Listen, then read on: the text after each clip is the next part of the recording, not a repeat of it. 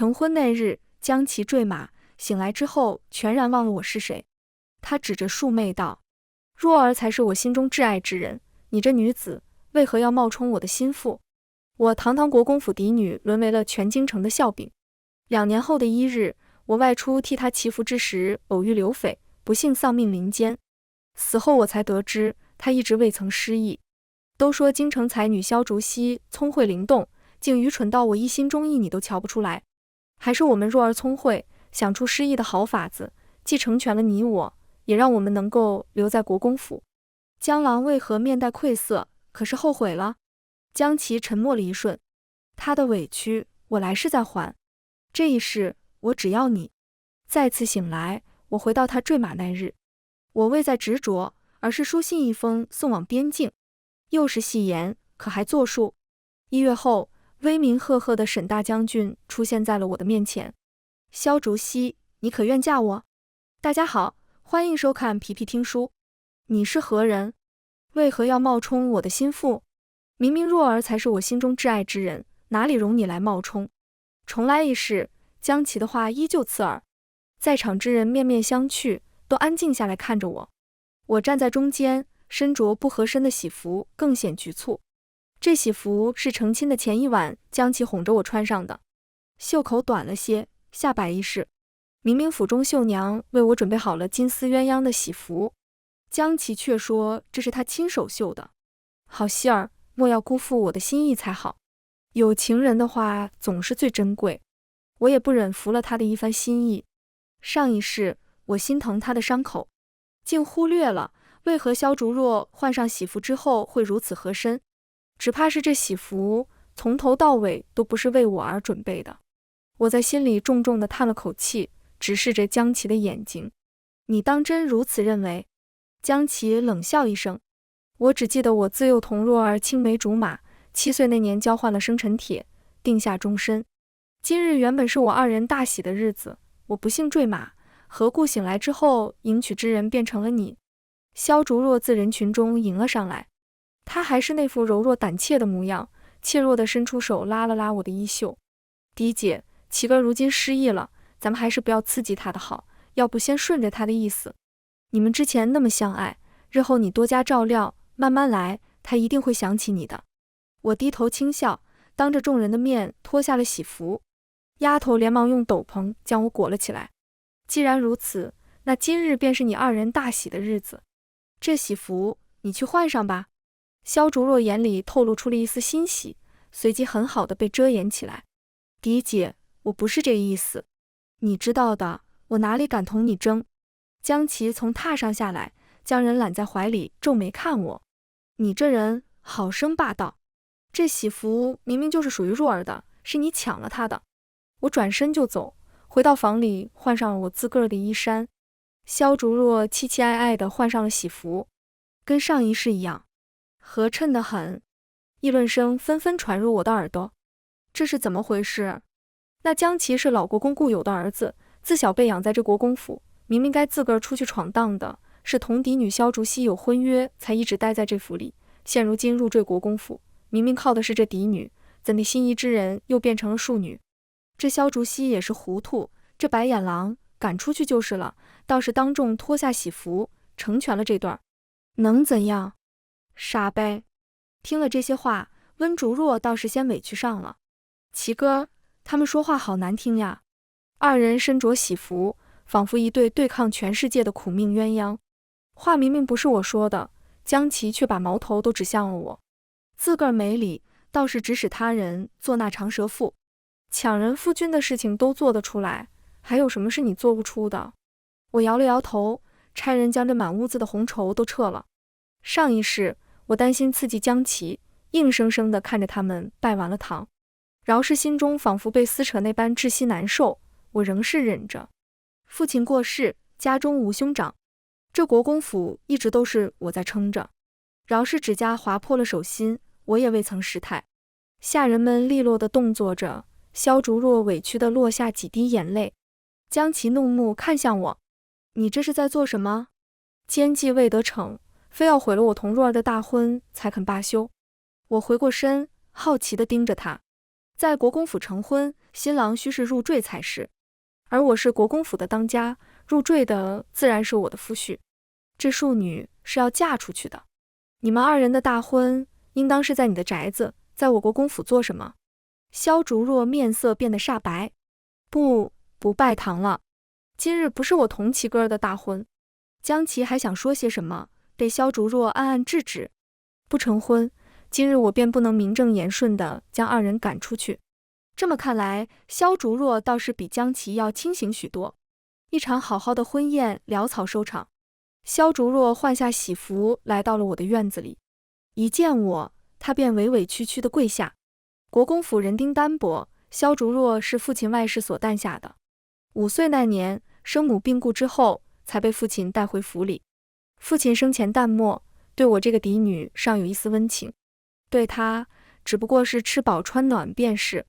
我跟早逝的母亲一般，心软，便将她好生照料着。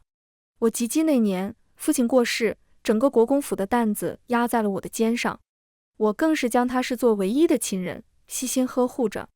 上一世，我自认为问心无愧，所以从来不曾想，他同江琪早已暗通款曲。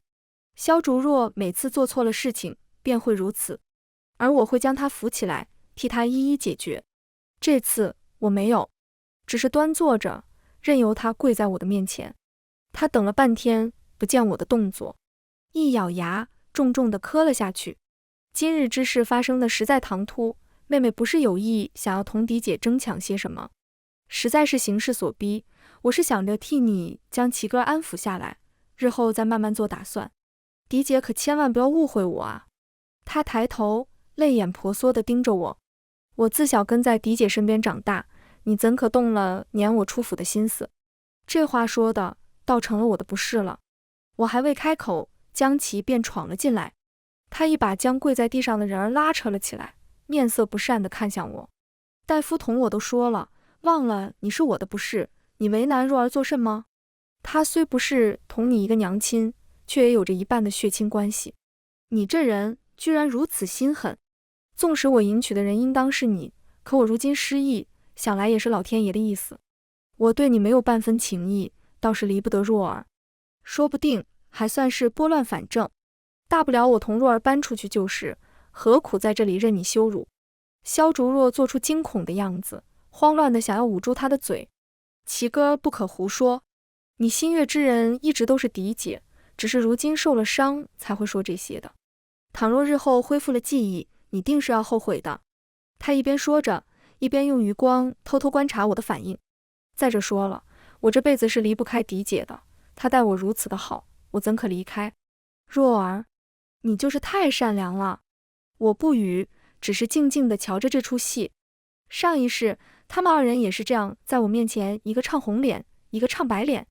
他们二人拜完堂后，我伤心至极，可也想着事情已然如此，不如放手成全便是。二人舍不得这国公府的荣华富贵，生生的在我面前做戏，利用我对江琪的爱意与不忍，心软让他们留在了国公府。二人之后既可光明正大的在一起，也能继续享受我的照拂。我四处奔波，求医问药，拜神求佛，想要治好江琪的失忆症，最后落得个惨死山林的下场。那个时候我才知道，江琪从未失忆过，这一切都只是一个局罢了。二人过于吵闹，被我身边的嬷嬷赶了出去。若是夫人还在，该有多心疼啊！嬷嬷抹了把泪，忧心忡忡地看着我。明明是尊贵无比的嫡女，却在大婚之日被下了脸面，如今还要忍受这二人在你面前恩爱。既有了合理的理由赖在府中，还不能叫人轻易赶了去。明明是这二人对不住小姐，若是小姐强行将人撵出去，反而还要落得个迫害手足的骂名，这不是欺负人吗？我眼下烦躁得很，独自来到庭院散步。假山后，他二人的对话传入了我的耳里。我看他今日的反应有些异样，齐哥，他会不会是识破我们的计谋了？江琪冷哼一声，他爱我入骨，并不会想到我是装的，恐怕是看我对你痴心一片，吃味儿了。你我继续如此，他一心扑在我的身上，定不会钟情其他男子。只要他一日未嫁，你我二人就能在这国公府里安稳下去。届时我再露出一些恢复记忆的苗头，给他一些甜枣吃，他自然又会乖乖将心思扑在我的身上。齐哥，还是你有勇有谋。我冷笑一声，当下有了主意。我回到屋子里，亲手写了一封书信，招来心腹，让他一定要亲自送到那人手中。他领命，连夜启程。我松了口气，踱步来到床边。夜色如墨，月光透过树荫洒落到我的发梢。重生归来的悸动同知晓被背叛的恨意，在此刻都隐隐褪去。原以为的天定良缘，从头到尾竟都是一场骗局。既然如此，我和该是为自个儿打算了，只盼着这封信能早日送到那人的手里。安分了一段时间，见我迟迟未有动作，他们先按捺不住了。早早的，江琪便来到了我的院子，他的眼中全然不复往日的柔情。昨夜若儿心疼你，将往日的一切都同我说了。我未失忆之前，对你确实有意。诚然，如我昨日所说，我如今已不记得你同我之间的点点滴滴，是错也好，是拨乱反正也罢，事已至此，莫要再执着。原本我是想带着若儿出府的，可她舍不得离开你。我既已想不起来你同我的过去，肯定是不愿意委屈若儿的。不如就这样吧，若儿做我的正妻，你做妾。你再将若儿的名字加到族谱里面，让出嫡女的位置便是。国公府嫡女做妾，传出去也不好听。我这也是保全你国公府的脸面，若是老国公在世，定会同意此计。只要你愿意，我答应不会苛待你。若儿是个心善的，也不会让你委屈了。将其附着手，高高在上的在我面前说完这番话。我静静地看着他。他被父亲带到府里来的时候，才13岁。初来乍到的少年有些局促，更有着寄人篱下的拘谨。我瞧出了他的不自在，主动伸出了手，将他牵进府中。自此，我的人生里多了一个江琪。度过了尴尬的日子，他变成了我身边始终不曾离开的那个人，宛如我的第二个影子一般。只要有我的地方，必定有他。他曾说过，会护我一世。女子在这世道本就不易，更遑论要撑起一个偌大的国公府。他说他会是我的依靠，我也是傻，竟从未发觉他同萧竹若之间还有如此隐晦的关系。想来是我一心一意地信任他，将一颗真心悉数奉上，所以他才能将这般荒唐又伤人的话轻易说出。我还未开口，嬷嬷便破口大骂起来。哪里来的厚脸皮子，居然敢说出如此荒唐的话来？本就是老爷可怜你，将你养在府中。若是没有大小姐的偏爱，你早就被赶出府去。如今辜负了我们大小姐，还敢如此大言不惭，这脸皮何该不要了，揉吧揉吧丢出城外喂狗。江琪大概是笃定我会答应，被骂了也不恼，只是略带警告意味地盯着嬷嬷。我劝你慎言，日后我做了国公府的主，你若还想安生待着，便管好自个儿的嘴。我低头发出轻笑，继而上前几步走到了他的面前。怎地，是同意了不是？他话音未落，便被我一巴掌狠狠地扇了过去。嬷嬷是我乳母，相当于半个娘亲，往日便是我都遵着敬着，何时轮得到你来教训？我国公府的主，何时又轮到你一个外人来做了？这一巴掌的力道极大，打得他偏过了头。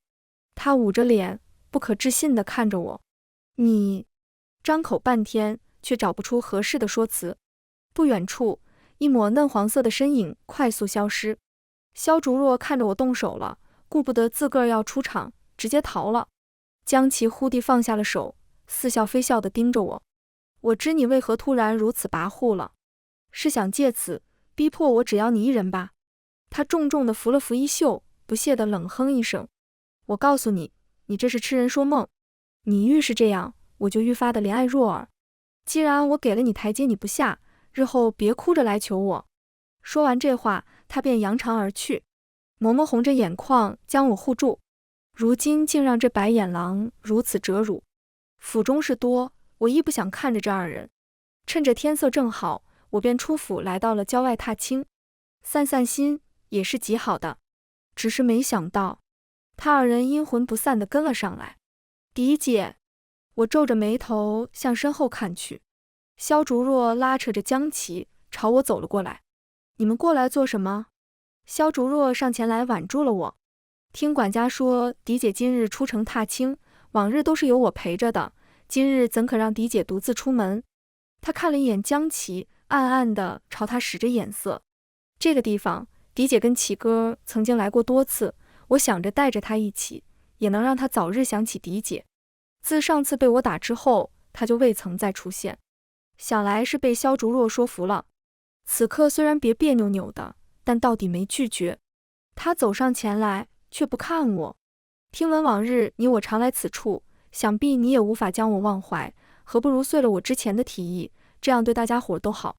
我今日过来，只是因为这里梨花开得好看，来观赏的人大有人在，难道都是冲着你来的？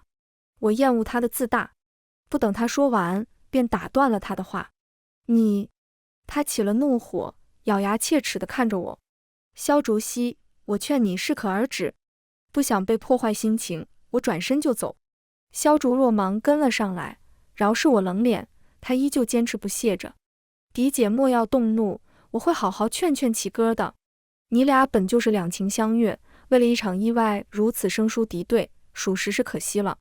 再说了，齐哥的伤口尚未复原，真的闹开了，日后心疼的也是你自个儿啊。我笑着打断了他的话。你才是他心中挚爱之人，你都不心疼，我尚赶着心疼作甚？正巧，我还想问问你，你们打算何时成婚？到时候国公府是不能再住了，宅子可有看好？萧竹若的脸色变得难看起来。狄姐说什么呢？我怎可离开国公府？父亲去世，现如今就只剩咱们姐妹相依为命了。她委委屈屈地递上一串花环，这是我特意给狄姐做的。那花环冷不丁地拿出来，凑到了我的鼻尖。我忽然感到呼吸急促，其中有一种花，我生来便对其过敏。萧竹若故意的，偏偏她还一脸无辜。狄姐怎么了？可是不喜欢。一边说着，一边将花环凑得更近。我今日不想被打扰，故只身前来。现如今身边连个帮手都没有，这些日子我撤了对她的所有优待，冷脸相迎。想来他心中是不忿的，便借此机会想给我一点教训。挣扎间，江琪赶了过来，他是知道的。见状，也顾不得自个儿还在失意之中，将那花环夺过来，丢得远远的，连带着对萧竹若的语气也急促了些。他向来对这花过敏，虽不至于取人性命，但实打实的会让人难受一番。你这是在做什么？我没想到他在紧要关头会护着我。显然，萧竹若也没想到，他面上浮现出一丝妒恨，继而暗戳戳地提醒道：“我不知道会如此，不是故意的。齐哥，你也不知道的，对吗？”或许是慌了，江琪没有听懂他的暗示，蹲下身子，直接将我打横抱了起来，自顾自地皱眉碎碎念道：“平日里不小心沾染上了，要难受许久才能恢复，赶紧回府请大夫，或许还来得及。”我虚弱的无法挣脱，只能任由他抱着。萧竹若跟了上来，顺势一倒，我们三人直直地朝着半崖下的寒潭跌落。所幸半崖不高，江琪将萧竹若先行抱上岸之后，再将我从寒潭中托起。他皱眉看向他，刚想开口斥责，就被萧竹若的哭声打断。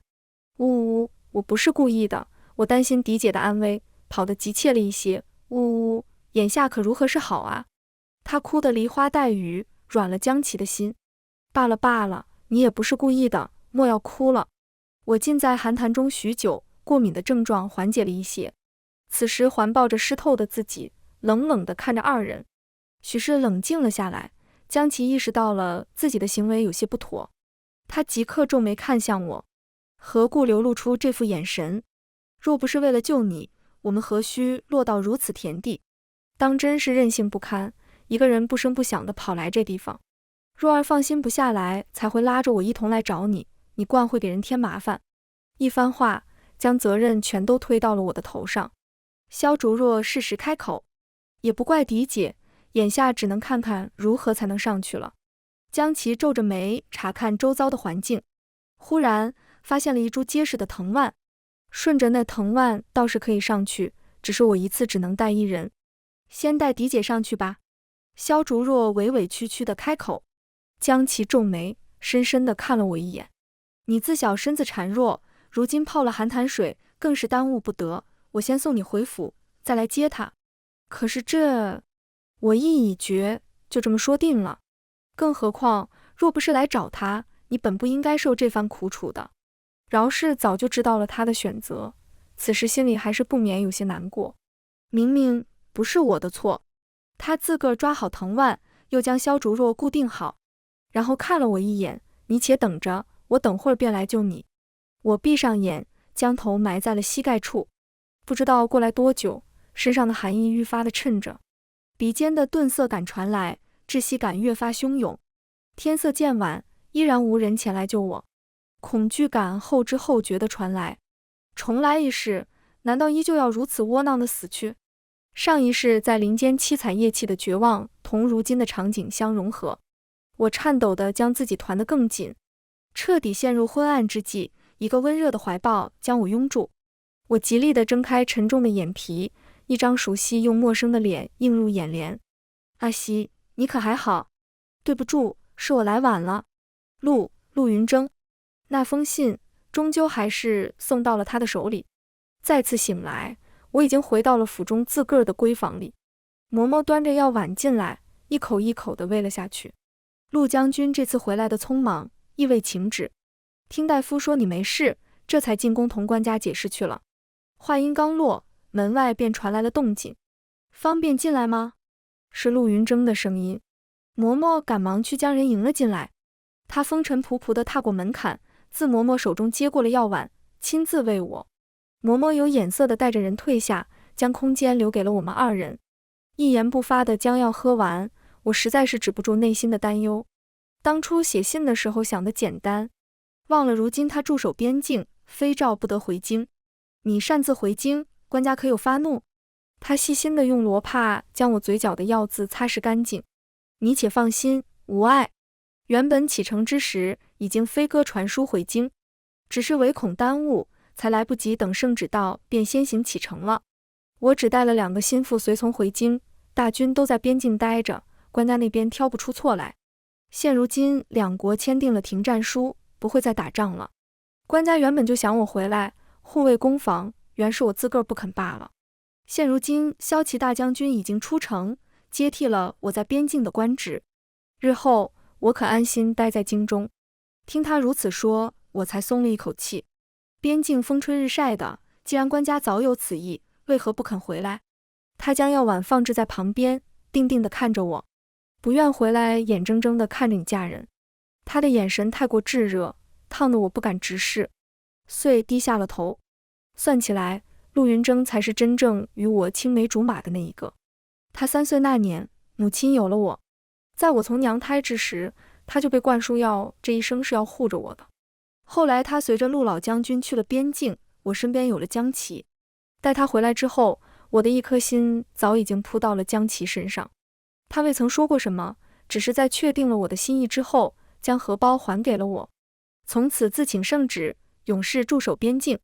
上一世我被刘匪折磨致死之后，他单枪匹马地杀了回来，那刘匪窝子被他屠了个干净。那时我才知他对我情深到何种程度。我承认将信送出去的时候，只是想让自个儿有个依靠。可当他在寒潭边将我拥进怀中之时，我竟生出一股莫名的情愫。我隐隐认识到，这一世我能还他的不只是我这个人，好似还有真心。他轻轻抬起我的下巴，与我对视。你信中所言，我一字一句都在心中。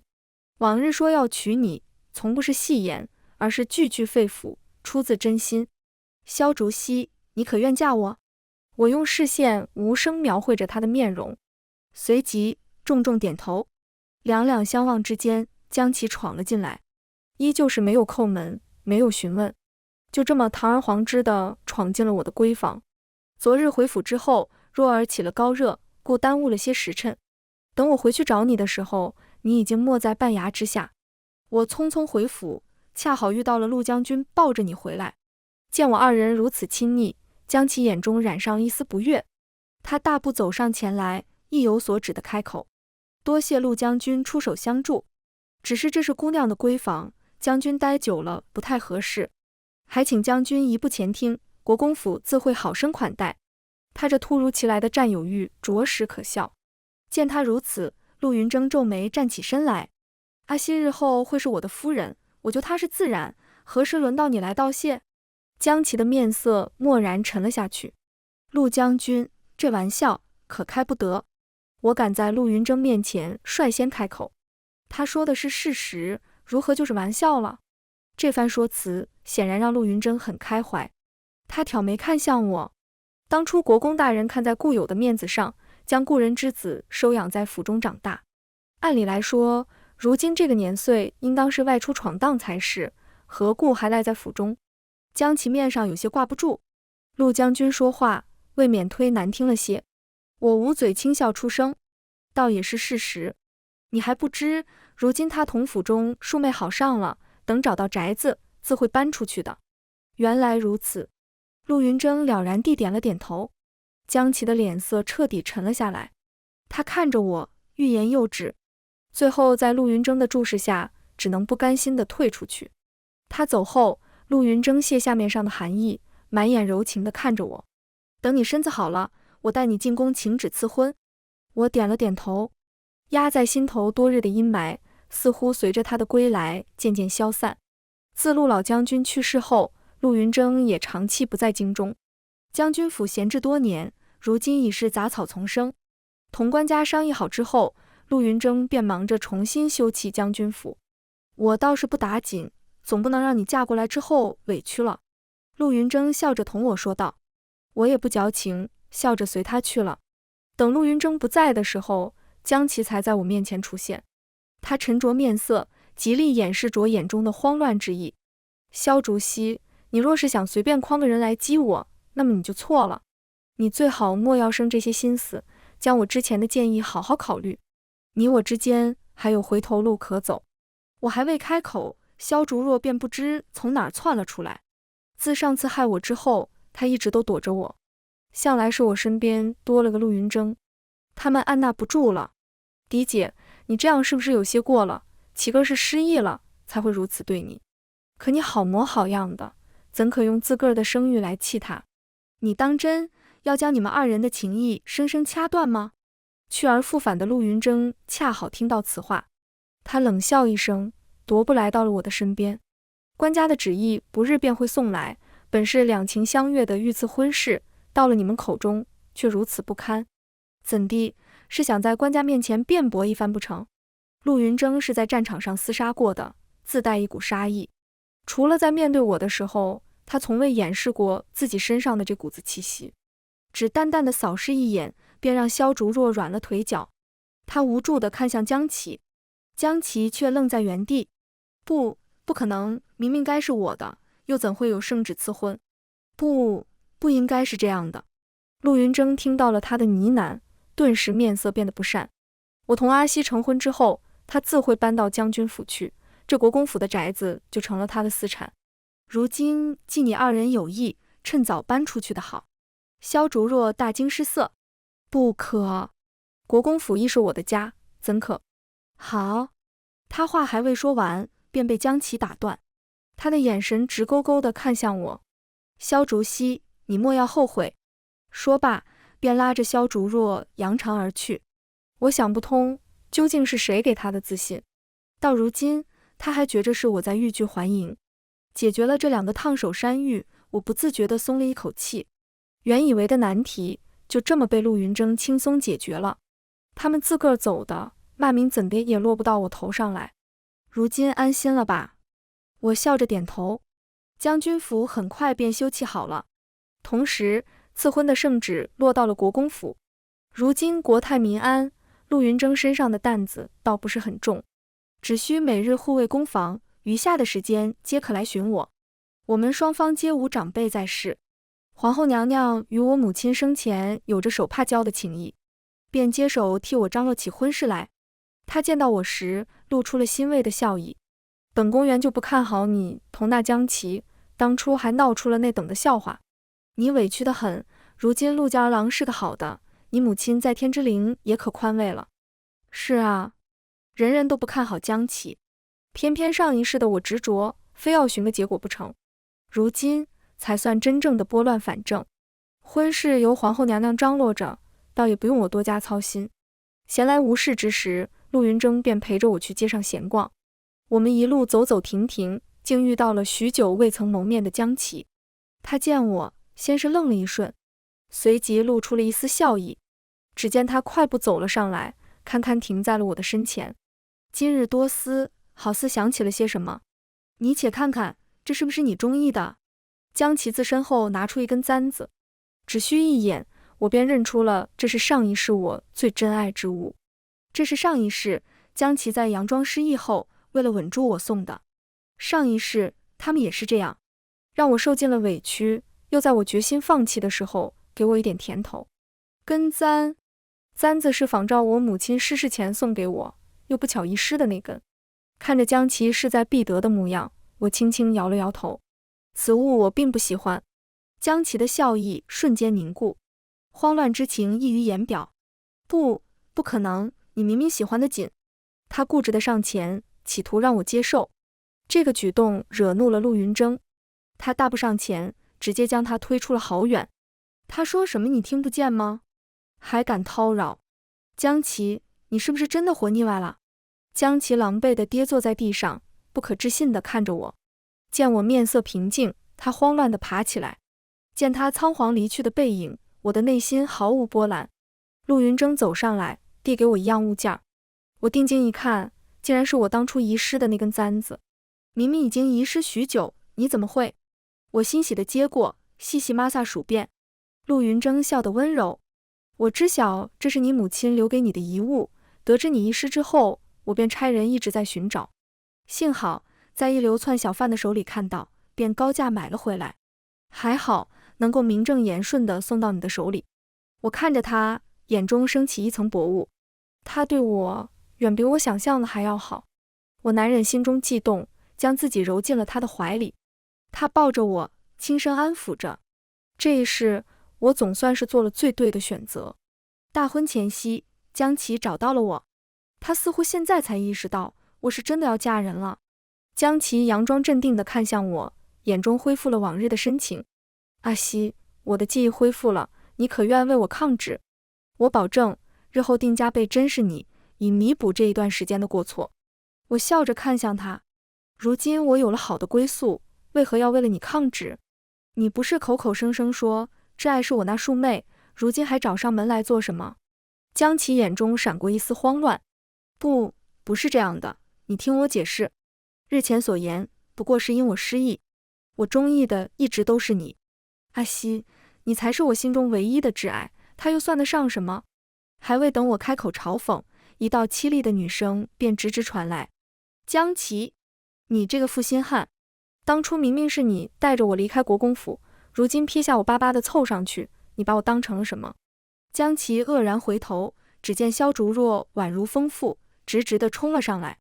明明是你自个儿说的，待在国公府就如人间炼狱，不光是要看着他的脸色过活，还要忍受百姓说你入赘的议论。你说只有跟我在一起的时候才觉得人生有趣，不必压抑。眼见着她要嫁人了，你就恢复记忆了是吧？江琪，你可曾对得起我？江琪见此也失了耐心，他愤怒地迎了上去。若不是你出了这下三滥的主意，我何故至此？你这扫把星害了我同阿西的良缘，还敢辩驳？你才是扫把星！往日我在国公府锦衣玉食，又有嫡姐疼着，是你招惹了我，才让我如今落到这步田地。眼下你还想摆脱我？你休想！二人谁也不让谁，就这么扭打了起来。萧竹若心有不忿，竟掏出了一柄匕首，直直地插入了江琪胸膛之中。江琪瞪着双眼，将视线移到我身上后倒了下去。眼前的变故让人心惊，陆云征留下的护卫齐齐护在了我的身前。萧竹若满手鲜血地回过神来，他看着我，癫狂地笑出了声。我殚精竭虑地想夺走你的一切，还是输了。萧竹溪，你我都是父亲的女儿，只因你是嫡女，我是外室所生，就要处处低你一等，就要在你的庇护之下才能好好过活。你以为你对我好，实际上都是施舍。所以我恨你，我要夺走属于你的一切。不管是这一世还是上一世，萧竹若从未对我说过这样的话。我竟不知，释放出的善意竟然会被曲解至此。我静静地看着他癫狂，他将那把匕首插入了自己的胸膛，是穷途末路之后的妥协。